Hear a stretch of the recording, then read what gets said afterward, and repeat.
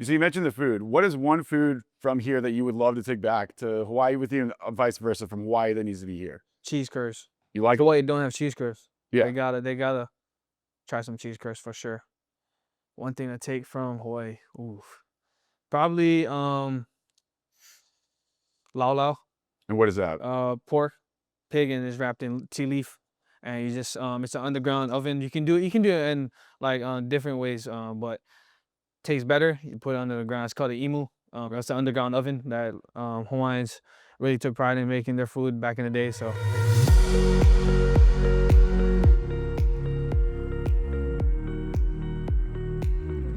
Welcome to the ZenGame podcast, where we get inside the minds of your favorite college athletes, Trech Kekahuna. Thank you so much for joining us here in beautiful, I guess technically Madison. We're close enough here. So we're gonna start with your journey. So you come from a very small city in Hawaii, right? What was it like growing up in sort of like, what was it, 8,000 people in your hometown? I would say now it's getting higher, but Okay, now we're around there. Yeah. We get to 10 yet? Do we cross the? Probably I think. Yeah. Okay. Nice. So what was that like growing up? So young kid, just seeing people in this stage I'm at right now, just always wanted to be in that stage. And just growing up, I didn't have like that somebody to have next to me to show me like, oh, he's had that experience before. So I kind of just used my brother as a resource. My brother was the one that taught me how to play football. It was me and him that just consistently kept working, kept doing stuff for our family, our grandma that that helped us a lot throughout our life. And there's a lot of hard work and a lot of doubt, a lot of hate. You know how everybody is. Right. I'm not that tall, I'm not that big, so a lot of hate would come along with it. But me, I'm real big in my faith and big in God. So I feel like He was the number one in my life. And my mom, she's a very hard worker, working 2 jobs. So kind of was just a lot though, a lot going on. And there's a few sort of weird things about coming from a small. So first of all, it's harder to find people to play with, right? So in order to get on a team, how far did you have to travel to just go play? Um, I would say at least like it's not that far, Not that probably far. like 30 minutes up, but not that much people wanted the same goal. Like where I'm from, people kind of just wanted that Hawaii style, like They just kind of nice though. just yeah, which is nice, which is totally fine. People have different perspective of life, nothing wrong with that, but they just wanted just to not work hard, not always be in the field working out, and I kind of had to really find that on my own. So me and my growing up, I've never worked out with nobody. Footwork, everything I've done, I learned on my own. Me and my brother, so. How did you learn it? Because you, again, like part of the disadvantage too is there's not as many people around to tell you how to do stuff. Was it YouTube? Was it, well, how did you figure out how to do all this stuff? Was just ask God to help me. That's pretty much. I was real big in my faith. My grandma, she passed 12 years ago. She helped me strong with the church, so I would say that helped me a lot. And I just had to find stuff on my own. It's like a bird going away from the nest with your mom. Like you gotta learn some stuff in life, how to fly or something like that. Gotta keep the worm on your own, right? Yeah, you gotta one day do it on your own. And unfortunately, I did that at a young age, which helped me to be the guy I am now today. So. And what were some of the, because again, like you had to find it on your own, right? There's probably someone in a similar situation right now trying to do what you're doing right now. What were the best resources that you found? Was it via online or whatever? Like, what was the best avenue for you? Best resource nowadays, online for sure. I'm pretty sure a lot of guys know route guides or just anybody that helps your footwork stay on point. And then at the end of the day, it's just how your mindset is, if how you attack the day, how you go about your day, go about the workout, go about anything, and just gotta trust that 1% better is really true. And I take that to heart, that every little step counts to where you're trying to be. So that's something I would say. And so the other weird thing about coming from a smaller place, like obviously the goal was Power 5 football, right? Yeah, But 100%. it's hard for you, I would assume, to compare yourself to other kids that are going to be like, how did you know you were good? It's sort of asking, like, when did you sort of realize this is a reality? So I didn't really fall in love with football until 9th grade. So 8th grade, I was just playing it, just having fun, just enjoying it. 9th grade, went up to varsity freshman year. I think I was like the 4th or 3rd freshman to ever do that in my high school in Hawaii. And first practice, I had won a crazy practice, juking out a lot of guys that have been here. And I was like, man, I guess I'm actually pretty good. And like like height don't matter. It's like hard over height. So that's something I had, and I always kept that chip on my shoulder and just kept just know whenever I line up, whoever's gonna go against me, not gonna stop me. So that's kind of a mindset I had every day, and I just carried on throughout my career. Too bad that COVID hit sophomore year, so I kind of really had a setback. Broke my foot too, so kind of major setback. But I kind of stayed strong mentally and physically, and came back junior year and then senior year, same thing. So And you mentioned the height thing, and I feel like this is sort of a shift in football. It used to be receiver needs to be 6'4", Calvin Johnson, whatever. But now it's like, well, no, he just needs to get open. It doesn't really matter. So how do you think that the landscape of football has changed to almost? I almost think shorter players have an advantage because the overturn of their feet, right? You can be quicker. So how has the receiver position changed to be more inclusive of short players, tall players, whatever? the landscape changed a lot. Like how you said, like back in the old days, you needed them tall wide receivers. Nowadays, it's just whatever fits the offense the best, and whoever gets open and green grass is the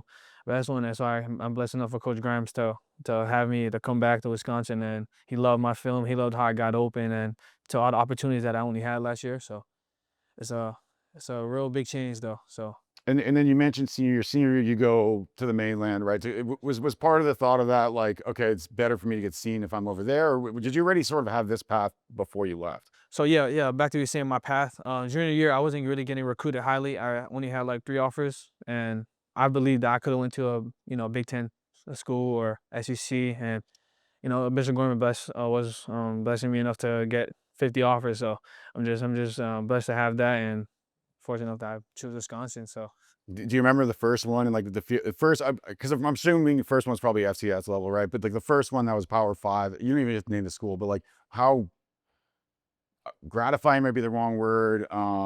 Relieving. Like how did it feel to get the first one to come in? first big one was blessing because it was my dream school, first one. So I was like, damn, it actually is real. Because before going to Bishop Gorman, they was telling me they gonna help me get recruited highly, help the nation to see me, see my talent, and not let it get overlooked. Like how it wasn't really getting shown in Hawaii because a lot of Hawaii guys get overseen. So, but Yeah.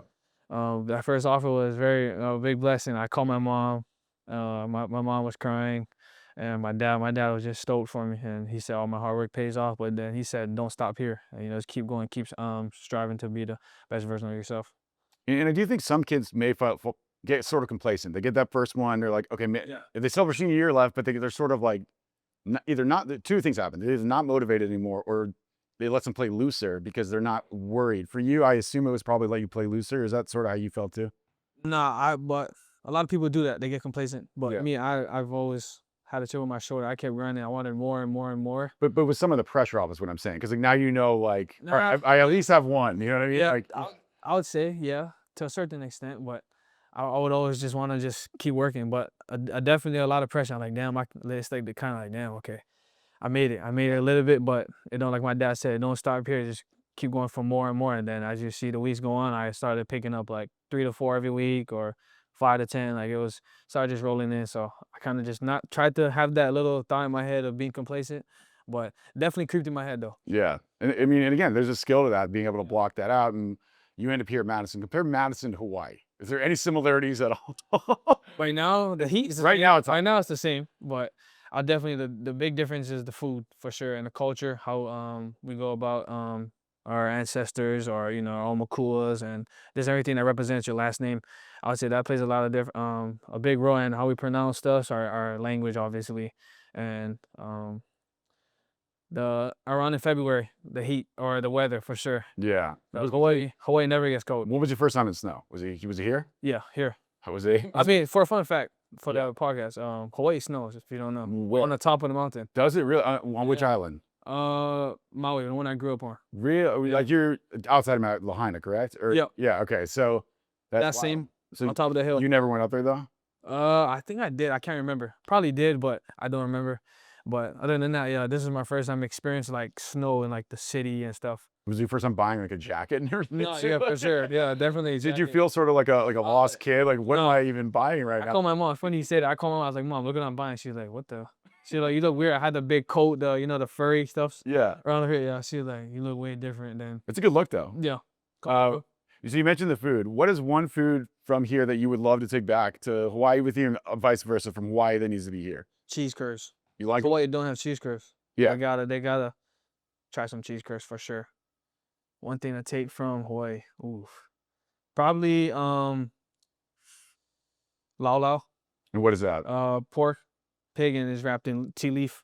And you just it's an underground oven. You can do it in like different ways. But tastes better. You put it under the ground. It's called an imu. That's an underground oven that Hawaiians really took pride in making their food back in the day. So I would say that's something that Wisconsin should try, but it'll take a long time to try over here. Is there a pipeline from Hawaii to this school, or were you one kind of the first to navigate this course? No, there was. I can't remember the name. Kapoi had one of the. He was an old lineman. There was another one. He was Samoan, but then there's my friend Nick Herbig. He got drafted here from the Steelers. Then there was Kamoi, Anelu. I don't know if you guys remember him. He was last year, and then me. But I'm the last one. Last one, yeah. So you got to represent that. Yeah, exactly. So last year, your sort of breakout game was Purdue, right? So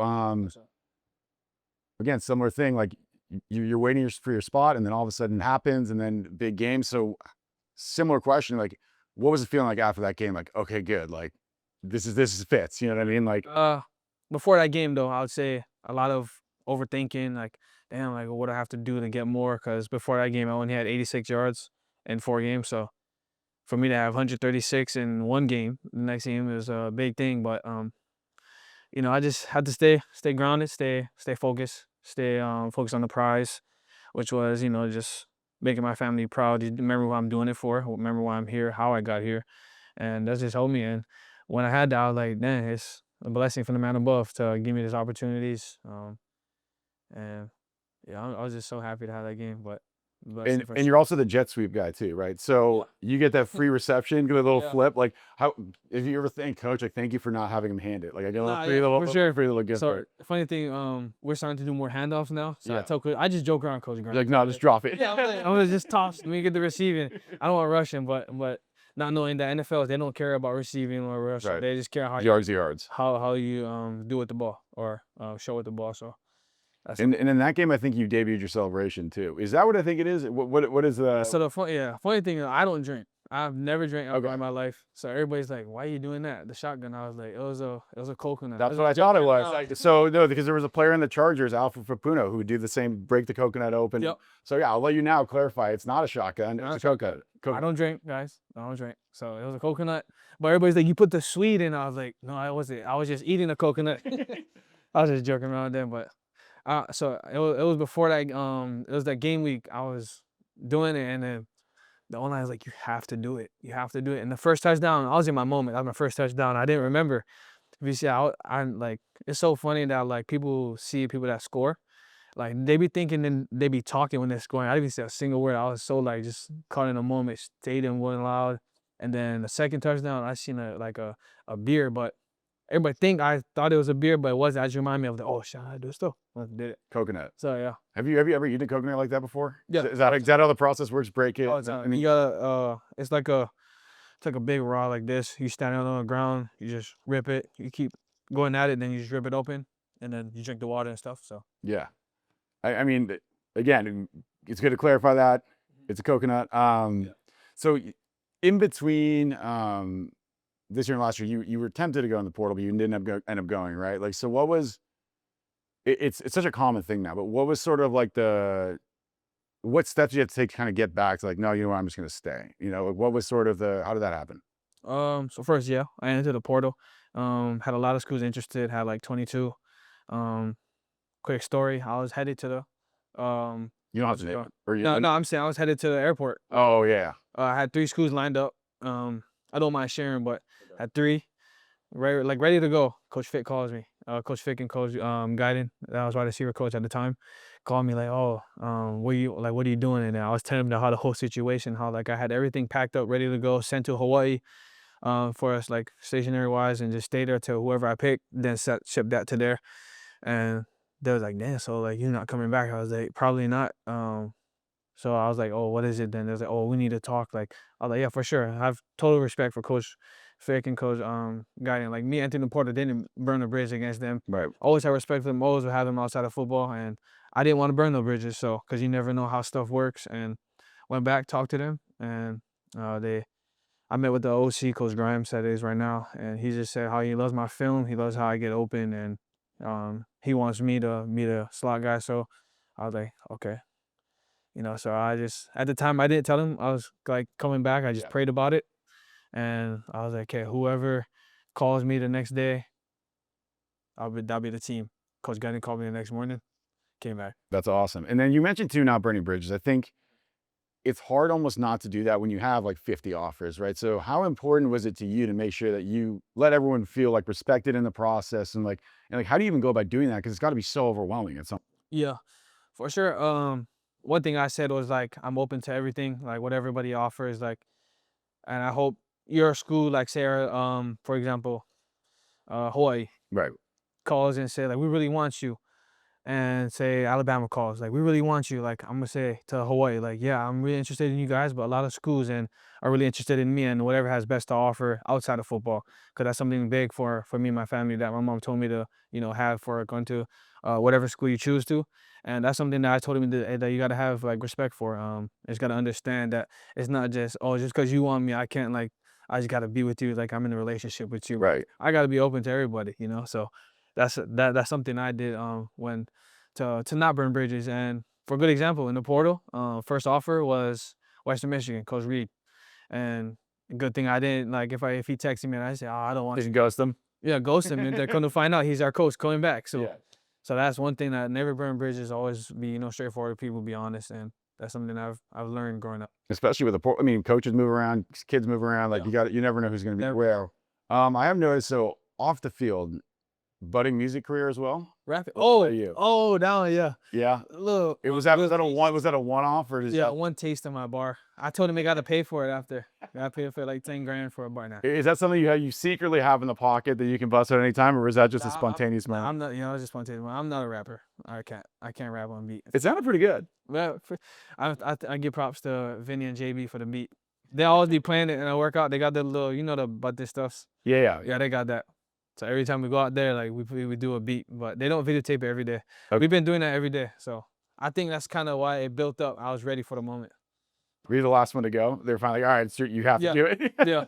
So unfortunately, the camera's right there too. I was like, okay, I gotta get ready. So who's the leader of that? Leader of the music? Who's music? His name Mitch. Okay. Intern. He just gets ready. He plays all the music.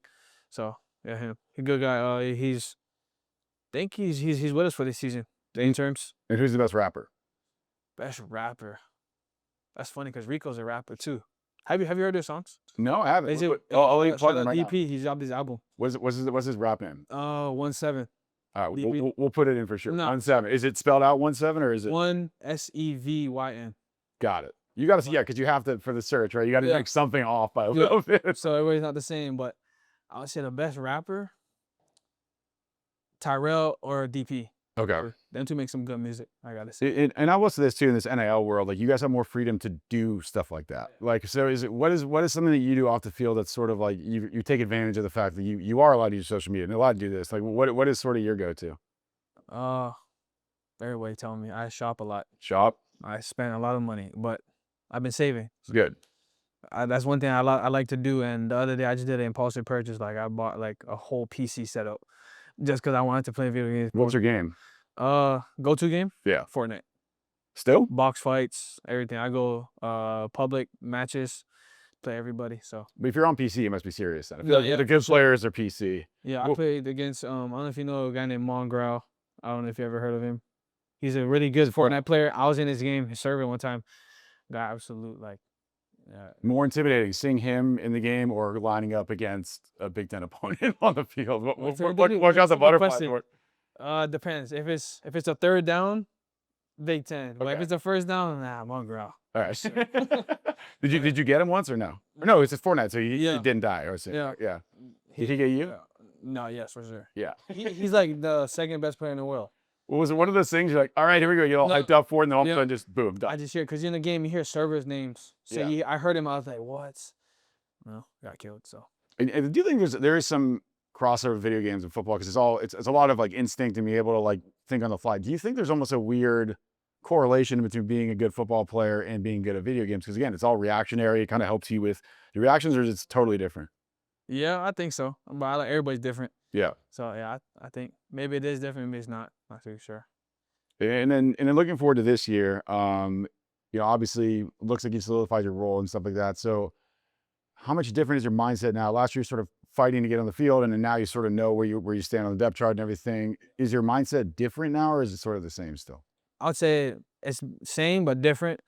I would say the same because one, one, I'm always hungry. You know, I'm hungry to make a play. That was my kind of goal last year, just to, like I said, get on the field. But when I get on the field, it's to make a play, and I feel like I've done that every time the ball thrown my way. And now, yeah, like how you said, my role is very different. I would say I'm just, you know, my big goal this year is to get at least more than 10 touchdowns and try to get 1,000 yards. Try, but you know, Well, if you guys get in the playoffs, right? You got 15 Yeah. games to do it. So Yeah, I mean, for that could sure. help. You know, the schedule we got is a lot of opportunities to get that. So try to, but that's my goals. But pretty similar, like how I mentioned. I guess say pretty similar. yeah, you guys again, Big Ten tough schedule. I would argue Big Ten's the best conference. I'll let you, Big Ten versus SEC. That's what everyone wants to talk about. I'll let you advocate for your conference. Why is the Big Ten tougher than the SEC? Bigger, you know, ground and pound type of conference. Used to be, but kind of going back to it with our Yeah. offense. And I don't know, I just like the history of it. I mean, there's a lot of history in SEC, but not gonna lie, Big Ten got a lot more histories. It's down to Michigan winning 3-peat. I don't think nobody done that. Has somebody done that? Or Georgia? Georgia did, right? 3 in a row. I don't know. Yeah, I don't I know. don't know, but if that's the case, then that's one of the big reasons why. And Yeah. else we won it 3 times. So there's a lot of things, I say. A lot of things. But definitely the ground and pound and just how like big like Wisconsin are. A lot of, if you compare it to like ACC, you can tell the difference. Like Right. way more bigger guys. ACC is kind of the new Pac-12 kind of team. So it's kind of just like different. But Well, and also you mentioned that like as a receiver, you're not really in the box really, but like, can you even still be like, oh, damn, these guys are big. No, yeah. Like this is a big D tackler right now. Nah, yeah, for sure. Because sometimes we be doing like some like crossers. Yeah. And we never know the DB might or DM might come back Yeah, and jam you. yeah. So I'm like, okay. I mean, let me keep my head on a swivel as in case this guy comes back and try to jam me. So definitely thought of that when I'm lining up next to like Abdul Carter. I was next to him, the first rounder. I was like, dang, this guy's huge. No wonder he's the first rounder. Well, it's also one of those things you see it on film and then you see it in person. It's not even. It's like, Nah, yeah. whoa. Like, Nah, and on film, he looked way more like smaller for some reason. And in because person, he's standing next to us. Yeah. 330-pound. Yeah. Yeah. we was watching the, I think it was Maryland game. We was watching the film. I think, shout out Billy, but we was watching Billy get killed. Get killed. We were like, dang. But I was like, hey, this guy's huge though. So, cause we was watching him. Usually we don't watch DNs, but we was just watching him cause Because of his name. Yeah. name and cause he drops out too. So like if we're doing hitch routes, we gotta watch out. He might sneak underneath Yeah. and go get it. So that's the only reason why I was watching him. Other than that, we was worrying about the corners and safeties and stuff. So But and again, I know I've taken up a lot of time here, but No. just one more question about No worries. the position of slot receiver versus outside receiver. Yeah. It is, I think now it's almost its own position, right? Like it really is totally different because you have to deal with more. You probably block more than they do because you're in there, Yeah. right? Yeah. You have more things to worry about. It's not the linebacker, it's also the safety. So, is it one of those things now where it's becoming like it's its own thing, or can slots still play out and like outplay in Yeah. and that kind of thing? Or Definitely, I would say it depends on the offensive coordinator, how he goes about his playbook or anything. And for us this year, like slots will play outside, and you never know like how Coach Grimes his formation goes. You could be in the backfield, you go back to the left and to the right. Like you could be like you got to know every position. Like our last year's offense, like it was just like how you saying one position. Like, right. slots only had a win route. It's like a win like option route, whether the DB's inside or outside. You choose within that.